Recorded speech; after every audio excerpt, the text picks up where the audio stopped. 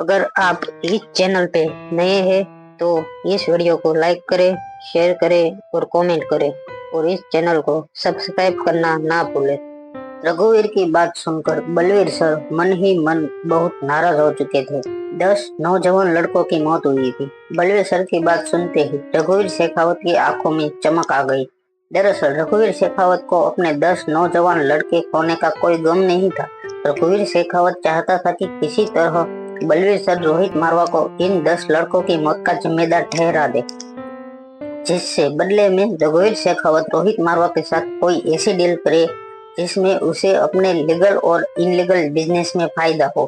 रघुवीर शेखावत पिछले काफी सालों से रोहित मारवा को मिलकर बिजनेस अलायंस करना चाहता था, मगर रघुवीर शेखावत और उसके किसी भी तरह के बिजनेस में रोहित अपनी मारवा इंडस्ट्रीज का नाम शामिल नहीं करना चाहता था। मगर आज रघुवीर शेखावत के लिए एक गोल्डन चांस था कि रोहित मारवा के जरिए तगड़ा मुनाफा कमाया जाए। इससे पहले कि रोहित मारवा किसी नाम का खुलासा करता, रघुवीर शेखावत ने बलवीर सर के पास जाकर कहा, गुरुजी, बात तो बहुत छोटी सी थी। एक लड़की है जिसे मारवा साहब बहुत पसंद करते हैं और उसी लड़की को मेरा भी लड़का विकी बहुत प्यार करता था, जिसे शादी करना चाहता था। उसके इरादे बहुत नेक थे सर। अब आप ही बताइए, यह तो कोई बात नहीं हुई कि अगर कोई जवान लड़का किसी जवान लड़की से प्यार करता है, उसे शादी करना चाहता है, तो उसे इस तरह पीट दिया जाए। माना कि मिस्टर मारवा इस शहर में सबसे बड़े बिजनेस टाइकून है, मगर इसका मतलब यह तो नहीं कि इन्हें डर डर के कोई प्यार करना बंद कर दे। यह रीजन सुनते ही बलवीर सर को रोहित मारवा के लिए और भी ज्यादा नफरत होने लगी थी। रोहित मारवा किसी लड़की के पीछे पड़ा था, यह सोच कर बलवीर सर का गुस्सा अंदर ही अंदर बढ़ने लगा था। बलवीर सर यह अच्छी तरह जानते थे कि अनिका रोहित मारवा के बच्चों की माँ थी। इसके बावजूद रोहित मारवा इस तरह किसी लड़की के पीछे पड़ा था। यह सोच कर बलवीर सर को रोहित से नफरत होने लगी थी। बलवीर सर ने अपने सामने खड़े रोहित से पूछा, क्या नाम है उस लड़की का? बलवीर सर की आंखों में रोहित के लिए नफरत देखकर रघुवीर शेखावत समझ गया था कि उसकी चाल पूरी तरह से कामयाब हो चुकी थी। अब बारी थी अपनी पकाई हुई कहानी को और मिर्च मसाला डालकर बलवीर सर के सामने पेश करने की। रघुवीर शेखावत ने रोहित की ओर लाल लाल आंखों से देख रहे बलवीर सर से कहा, गुरुजी, अनिका गुलेरिया नाम है उस लड़की का। उसका खानदान वैसे तो काफी पैसे वाला था, मगर अब पिछले कई सालों से उनकी हालत कुछ ठीक नहीं चल रही। विकी शास्त्री के साथ उस लड़की की शादी की बात चल रही थी, मगर मुझे लगता है बीच में ही उस लड़की को मिस्टर मारवा का साथ मिल गया।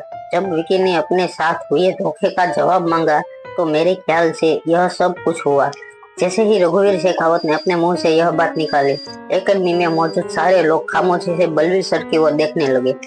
रघुवीर शेखावत की बात सुनने के बाद रोहित हैरानी से रघुवीर को देखने लगा। वह जानता था कि विकी और अनिका के बीच कुछ नहीं था, मगर फिर भी रघुवीर शेखावत सबके सामने अनिका के फेवरेट कैरेक्टर पर कीचड़ उछाल रहा था।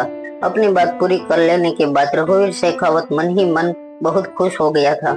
उसे पता था कि आज चाहे कुछ भी हो जाए, बलवीर सर उसका साथ देंगे और अपने सबसे बड़े दुश्मन सुखबीर के सादिक से उसे इंसाफ दिलाएंगे, जिसके बदले में रघुवीर शेखावत को रोहित मारवा के पास से मोटा मुनाफा हो सकता था।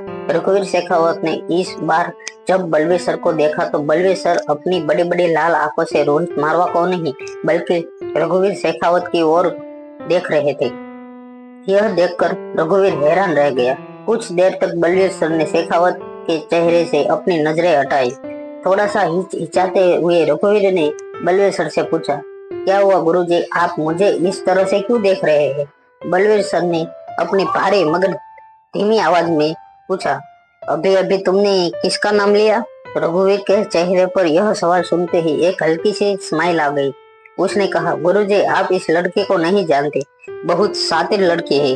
अभी कुछ ही दिनों पहले मनाली से आई है। मनोहरा फार्मेसी वाले किशन मनोहरा के साथ रहती है। और इससे पहले कि रघुवीर शेखावत एक शब्द आगे कह पाता, बलवीर सर के फौलादी हाथों का एक मुक्का तेजी से रघुवीर शेखावत के जड़बे पर पड़ चुका था। रघुवीर शेखावत 2 फीट हवा में उछलकर कांच की मेज पर गिरा मेज पर गिरते ही रघुवीर शेखावत जैसे ही अपने होश खो बैठा। उसकी आंखें खुली थी मगर शरीर पूरी तरह मशोल था। शेखावत के कुछ आदमी बलवीर सर से डरते हुए शेखावत के पास गए, उसे सहारा देते हुए उठाने लगे। मुक्के की वजह से रघुवीर शेखावत के कान के ठीक पीछे से खून बहना शुरू हो गया था। होश में आते हुए रघुवीर शेखावत धीमी सांसें लेते हुए हैरानी से बलवीर सर की ओर देखने लगा। फिर बिना कुछ बोले रघुवीर शेखावत ने इशारे से बलवीर सर को पूछा कि उन्होंने ऐसा क्यों किया। अपनी दाढ़ी पर हाथ घुमाते हुए बलवीर सर ने रघुवीर से कहा, अगर सूरज तुम्हारी बीबी को तुमसे चुराने की कोशिश करे तो तुम क्या करोगे सूरज के साथ। उस लड़के विक्की ने जो कुछ भी किया उसकी सजा दी गई। अगर गलती से भी तुमने अनिका पर अपनी नजर डाली होती तो रोहित तुम्हारे साथ क्या करता यह तो मुझे पता नहीं, मगर मैं तुम्हारी एकेडमी के मेंबर लिस्ट से बर्खास्त कर देता और इसका अंजाम तुम अच्छी तरह जानते हो। ऐसे भी बलवीर सर काफी वक्त से रघुवीर को एकेडमी की कमेटी से बर्खास्त करना चाहते थे, मगर उनके पास कोई ठोस वजह नहीं थी ऐसा करने की। और बलवीर सर अपने असूलों के बहुत पक्के थे। इस बार भी गलती रघुवीर की नहीं थी बल्कि विक्की की थी, जैसे उसके लिए की गई सजा रोहित ने दे दी थी। उसके बाद विक्की के साथ जो कुछ भी हुआ था वह एक इत्तेफाक था जिसका दुख बलवीर सर को जरूर था, मगर वह इस बात की सजा रोहित मारवा को नहीं दे सकते थे।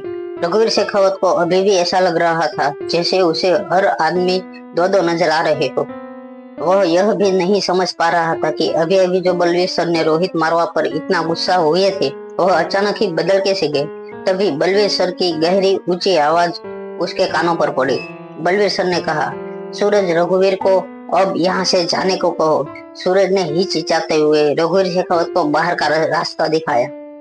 रघुवीर और उसके आदमियों के जाते ही बलवीर सर ने आसपास खड़े स्टूडेंट को देखा और अचानक अपनी आवाज ऊंची करते हुए कहा, क्या यहाँ कोई तमाशा चल रहा है जो तुम लोग अपनी प्रैक्टिस छोड़कर यहाँ आए हो। भरत, क्या तुम्हें 3000 उठक बैठक पूरी कर ली। सोहन, मैंने तुमसे कहा था कि अपनी एक टांग की एडी पर आधे घंटे तक खड़े रहो। क्या तुम्हारा आधा घंटा पूरा हो गया। क्या आज की ट्रेनिंग खत्म हो गई जो यहाँ पर पिक्चर का शो देखने चले आए हो।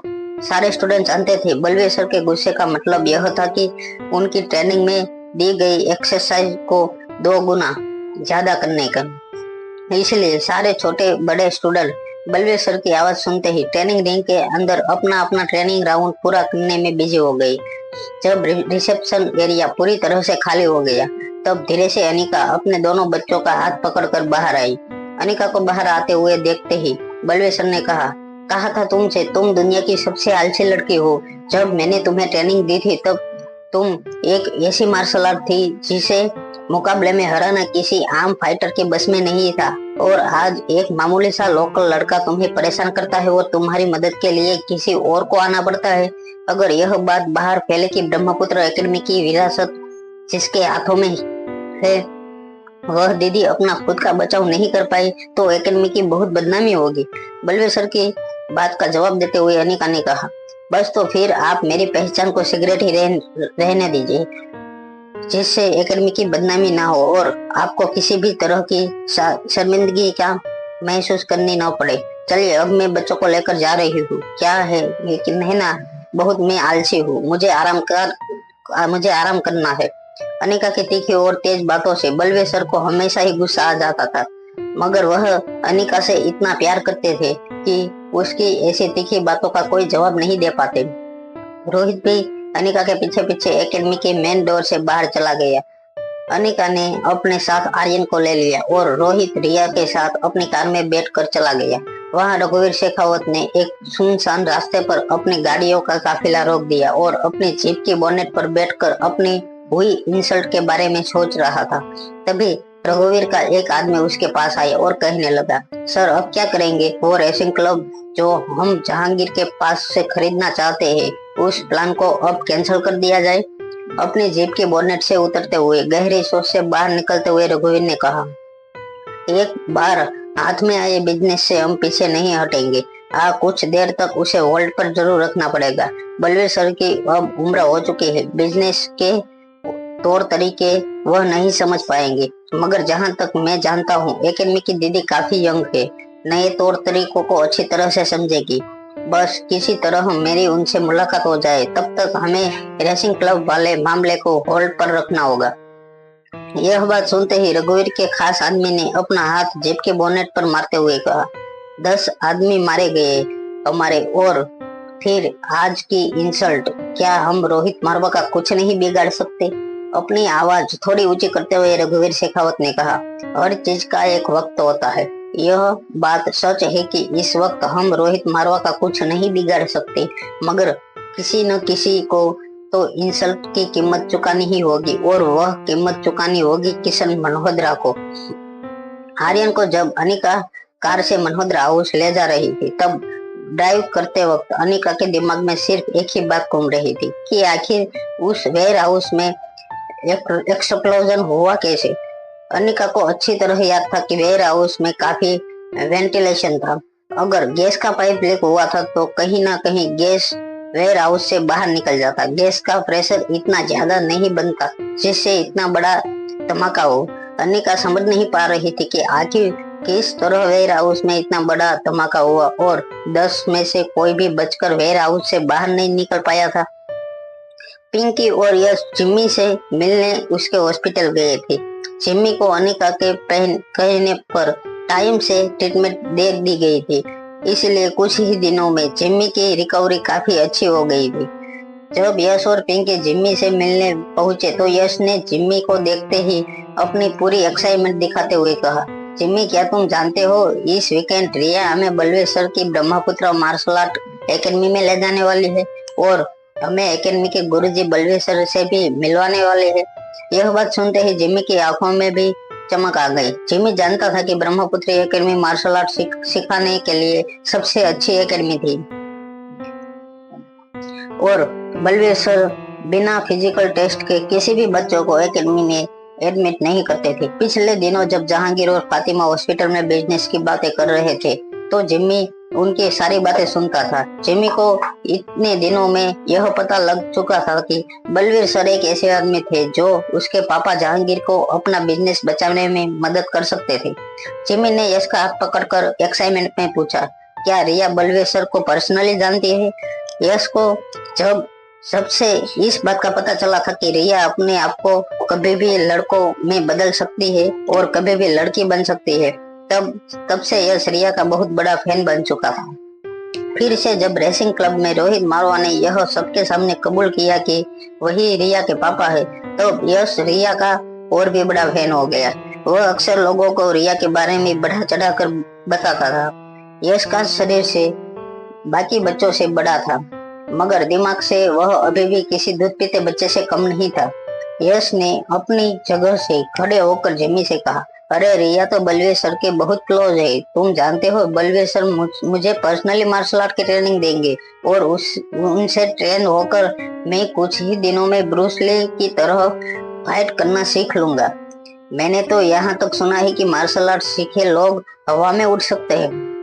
यह बात सुनकर नन्ही सी पिंकी अपनी बड़ी बड़ी आंखों से यश को देखकर ताली बजाने लगी। अपनी बात आगे बढ़ाते हुए यश ने कहा, तुम दोनों बिल्कुल फिक्र मत करना, तुम दोनों की रक्षा मैं करूंगा। अरे हमारी रिया है ना, अब हमें किसी बात का डर नहीं है। रिया के कांटेक्ट बड़े बड़े लोगों से है, और मैं कुछ ही दिनों में मार्शल आर्ट का मास्टर बन जाऊंगा। फिर तो पूरी दुनिया हमारी मुट्ठी में होगी। इस बात को सुनते ही जिम्मी की आंखों में चमक आ गई।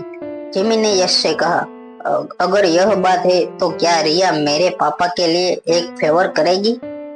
जिम्मी का सवाल का जवाब देते हुए हवा में मार्शल आर्ट की कुछ तरकब दिखाता हुआ यश कहने लगा, जरूर रिया तुम्हारी जरूर मदद करेगी।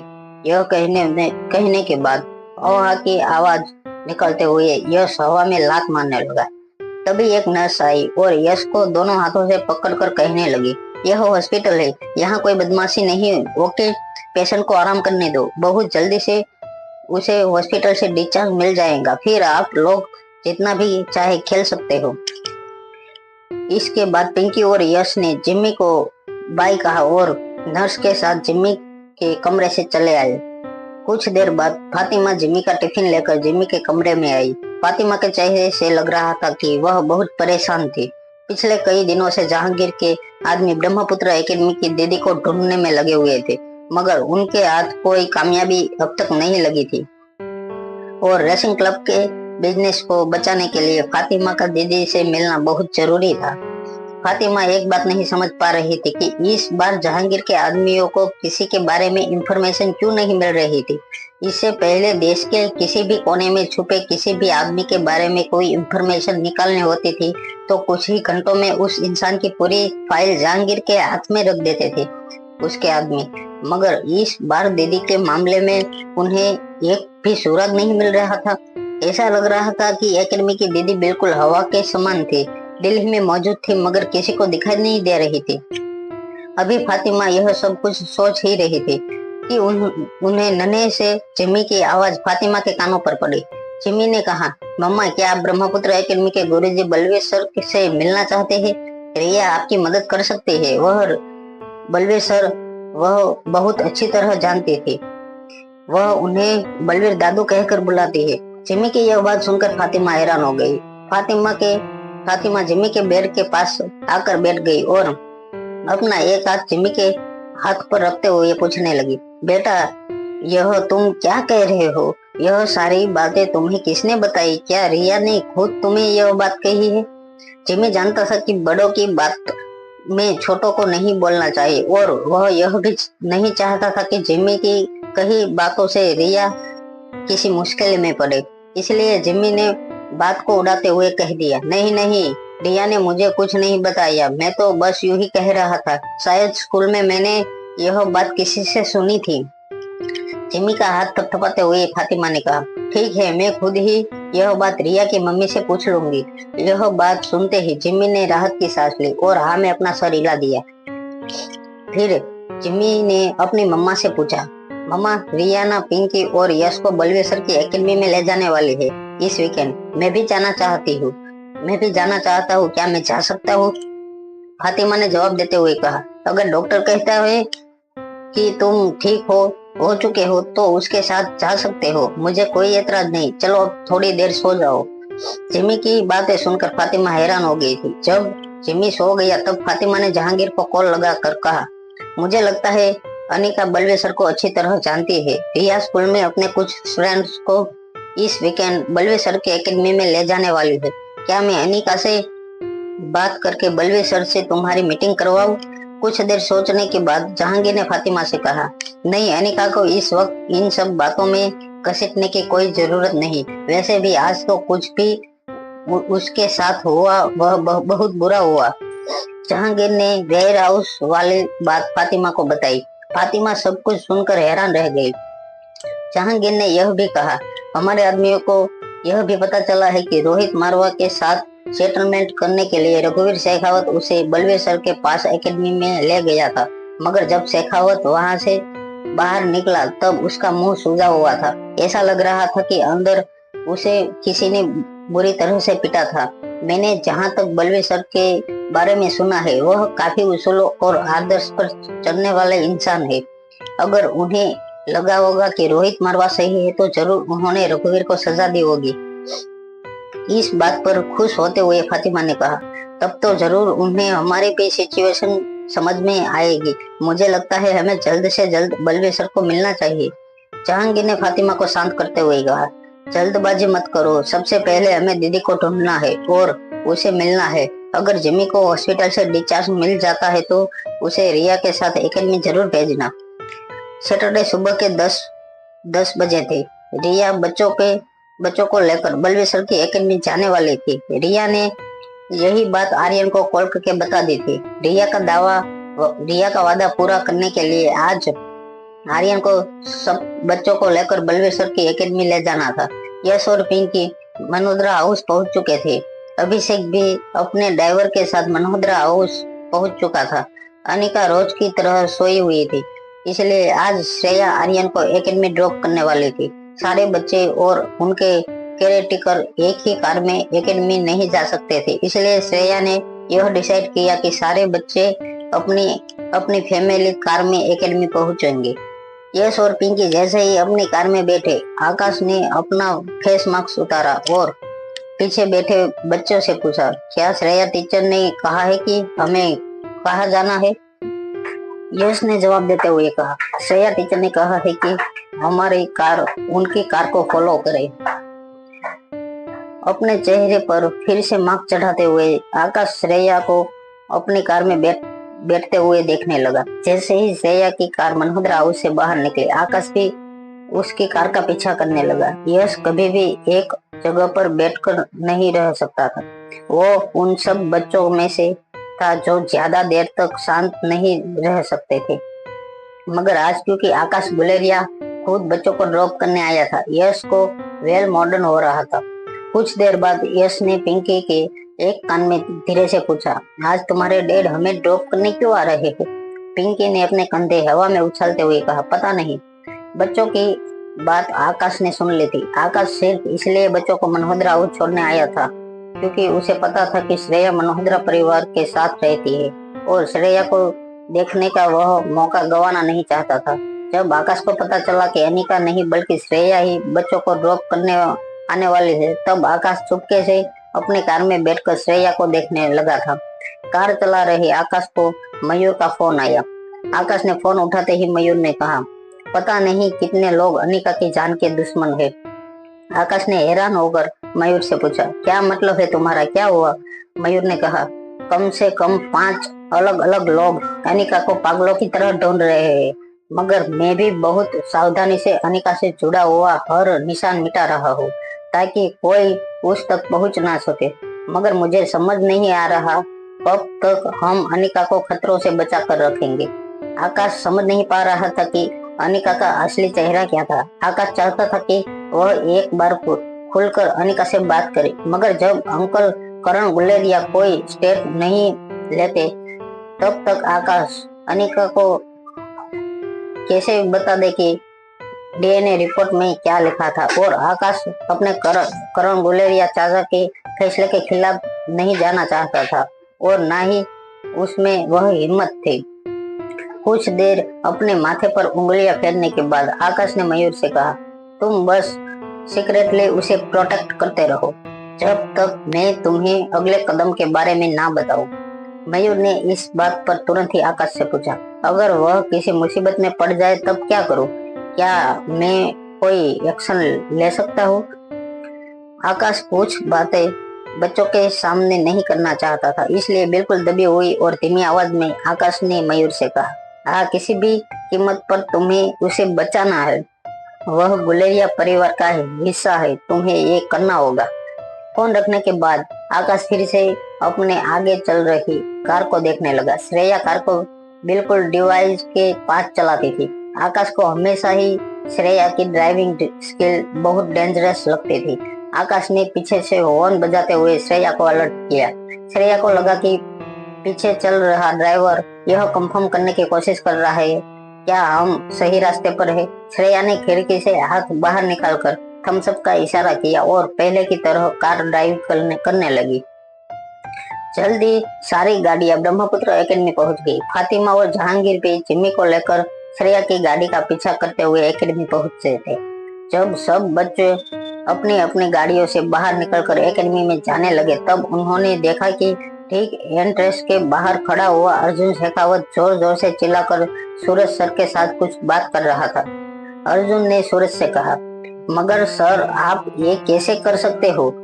अब तक तो हम लोग ट्रेनिंग लेने आते थे, आपने कभी कुछ नहीं कहा, फिर आज अचानक मेरे दोस्तों को अंदर आने से क्यों मना कर रहे हो?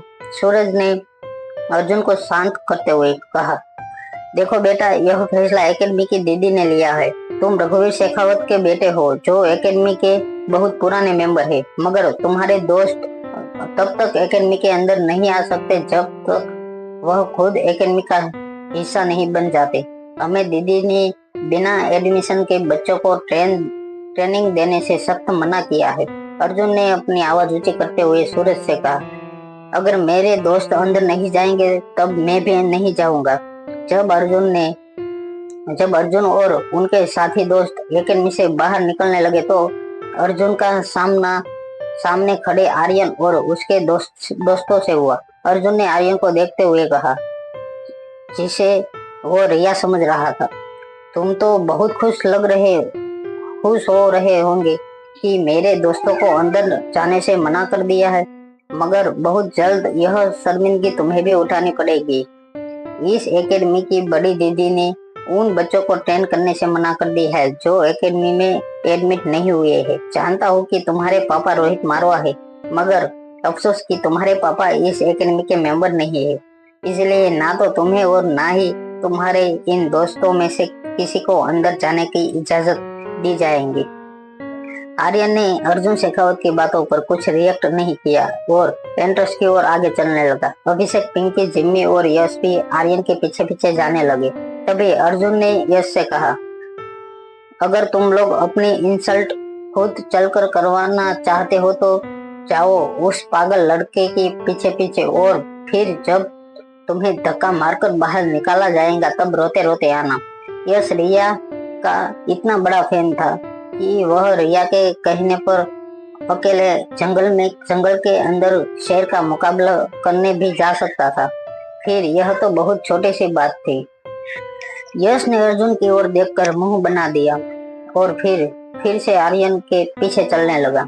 कार में बैठे जहांगीर और फातिमा बच्चों को ध्यान से देख रहे थे। जहांगीर ने फातिमा से कहा, मुझे नहीं लगता कि बच्चों को अंदर एंट्री मिलेंगी। अभी भी एकेडमी की चीफ सूरज ने अर्जुन से कहा है कि दीदी के ऑर्डर है कि बिना एडमिशन के कोई बच्चा एकेडमी में नहीं जा सकता। मेरे ख्याल से यही सही मौका है। मैं जाकर सूरज से बात करता हूँ, शायद वह हमारी प्रॉब्लम समझे और हमें एक बार दीदी से मिलने का मौका दे दे। जब जहांगीर फातिमा को यह कहकर कार से उतरा तब आर्यन और बाकी बच्चे ठीक मेन एंट्रेंस के पास पहुंच गए। यश, जो सारे बच्चे में सबसे ज्यादा एक्साइट था, वह सबसे आगे खड़ा था। एंट्रेंस पर वॉलंटियर ने यश को रोकते हुए कहा, देखो बेटा, अभी भी तुम्हारे बाकी दोस्त से भी कहा है हमारे चीफ एडमिनिस्टर सूरज ने कि बिना एडमिशन के बच्चों को अंदर नहीं जाने दिया जाएगा। यह सुनते ही पीछे खड़े अर्जुन और उसके दोस्त जोर जोर से हंसने लगे। अर्जुन ने अपने दोनों हाथ अपनी कमर पर रख दिए और आर्यन की ओर उसकी गैंग को देखकर एक विक्टोरियस स्माइल देने लगा। तभी गेट पर खड़े वॉलंटियर की नजर ठीक बीच में खड़े आर्यन पर पड़ी। आर्यन को देखते ही वॉलंटियर ने कहा, अरे बाबा, आप आ गए। अच्छा, तो यह सारे आपके दोस्त हैं। गुरुजी कब से आपका इंतजार कर रहे हैं। आज तो स्पेशल मिठाइयाँ बनवाई है आपके लिए और आपके दोस्त के लिए। वॉलंटियर के मुंह से यह बात सुनते ही यश ने अपने दोनों हाथ हवा में उछाल दिए और अर्जुन को एक हाथ की उंगलियों से वी आकार बनाते हुए अपनी विक्ट्री का ऐलान कर दिया। कार के पास खड़े जहांगीर और फातिमा भी यह देखकर हैरान हो गए। दोनों ने एक दूसरे की ओर देखा और फिर फातिमा ने तुरंत ही अपने फोन से अनिका को कॉल लगाया। जैसे ही अनिका ने कॉल उठाया, फातिमा ने अनिका से कहा, रिया अभी जिम्मी और अपने कुछ दोस्तों के साथ ब्रह्मपुत्री एकेडमी पहुंची है। मुझे लगता है रिया बलवीर सर को बहुत अच्छी तरह जानती है। हम दरअसल एकेडमी में किसी से मिलना चाहते हैं। क्या हम रिया से रिक्वेस्ट कर सकते हैं कि वो हमें उससे मिलाने की हमारी मदद करे? अनिका ने फातिमा से पूछा, किससे मिलना चाहते हैं आप एकेडमी में? जहांगीर की ओर देखते हुए फातिमा ने अनिका को जवाब देते हुए कहा, हम एकेडमी की दीदी से मिलना चाहते हैं।